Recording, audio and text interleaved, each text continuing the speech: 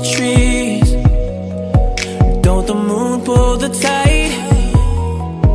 Don't the stars light the sky? Like you need to light my life. Kwizera Ezekiel ndi umwene gihugu nk'abandi abankora akazi ko kwiyungunganya mu kuyanga amabrochette ndetse n'ubundi buzi butandukanye. Mbega uri mwishira hamwe canke ni uri kubikora ku giti cawe? Natanguye ndi umwe mugabo turiko turagomba gushinga ishira hamwe y'aba veterineri ari abo bita abayangayanga. Mbona mwazanye n'imodoka musanze mubikora mu novuga mu bikorwa nk'ibinye ahari abantu benshi mwama muriko murabagabo.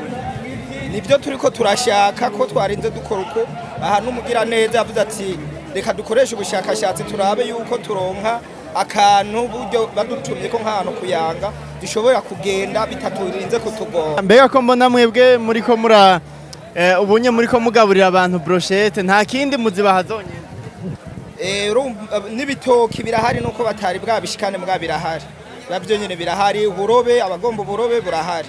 Mbega ko mbona umenga zihava ziguherana urashobora kucuzana izindi nibazikenera ari benshi? Ndibaza ntazihera vuba bikunze turaronka abandi batuzanira izindi. Akajambo ku batari yungunganya nkuko tubona mu yungunganya ko ndazi umenga usanzwe ukora n'ibindi.